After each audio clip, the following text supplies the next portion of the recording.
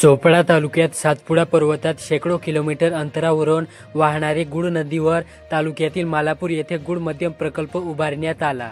या प्रकल्पात यंदा ऑगस्ट अखेर 54.31% जलसाठा झाला।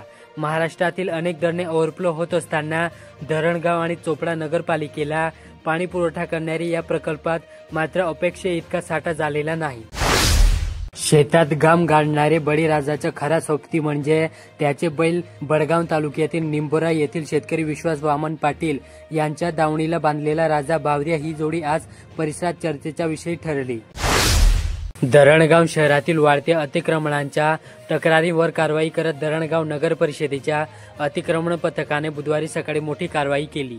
मुख्याधिकारी रामनिवास जव्हर यांच्या आदेशानुसार छत्रपती शिवाजी महाराज व्यापारी संकुलाच्या मागील भागातील अनधिकृत टोपऱ्या, हातगाड्या, लोखंडी पलंग आदी हटवण्यात आले। 10 अतिक्रमणधारकांवर जप्तीची कारवाई करण्यात आली। पारोळा तालुक्यातील खेडीडोक येथे गावाच्या विकासासाठी आयोजित ग्रामसभा गुरुवारी सकाळी 9:30 वाजता मारुती मंदिरात पार पडली। यावेळी गावातील विविध समस्यांवर ठोस निर्णय घेण्यात आले। सभेच्या अध्यक्षस्थानी सरपंच उज्ज्वला गोरखबिल होत्या।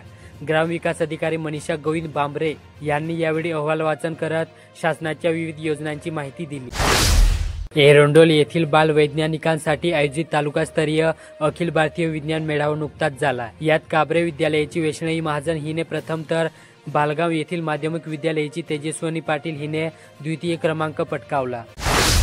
पारोळा तालुक्यात जिल्हा क्रीडाधिकारी यांच्या अंतर्गत पारोळा तालुकास्तरीय क्रीडा स्पर्धेचे आयोजन तामसवाडी येथील नाशी मंडळाच्या माध्यमिक विद्यालयात नुकतेच पार पडले। जामनेर तालुक्यात बहुप्रतीक्षित गणेशोत्सव अवघ्या काही दिवसांवर येऊन ठेपला असून शहरातील मूर्तिकारांनी अंतिम टप्प्यातील कामांना वेग दिला। मात्र यंदा मूर्ती तयार करण्यासाठी लागणारे शाडू, माती, रंग, पॉलिश आदी साहित्यांचे दर वाढल्याने गणेश मूर्ती महागण्याची शक्यता मूर्तिकारांकडून व्यक्त करण्यात आली। गेल्या 2 महिन्यांपासूनच गणेश मूर्ती निर्मितीची लगबग सुरू झाली। शहरातील पारंपरिक कलाकार दिवसरात्र मेहनत घेत विविध आकारातील 100 ते 200 गणेश मूर्ती तयार करीत आहेत। चोपडा तालुक्यातील ओढावत येथे आगामी गणेशोत्सव, पोळा, ईद अशा सण उत्सवाच्या पार्श्वभूमीवर शांतता, सौहार्द आणि सामाजिक सलोख जपणे ही सगळ्यांची सामूहिक जबाबदारी आहे।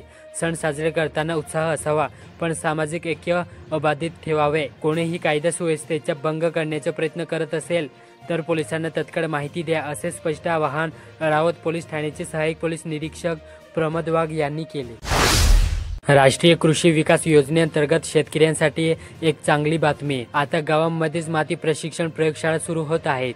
त्यामुळे शेतकऱ्यांना आपल्या शेतातील माती तपासणीसाठी शहरात जावे लागणार नाही। वेळ आणि पैसा दोन्हीची बचत होईल। जमिनीची सुपीकता वाढवण्यास मदत मिळेल। पारोळा शहरात पर्यावरणपूरक गणेश मूर्ती निर्माण कार्यशाळा आयोजित करण्यात आली।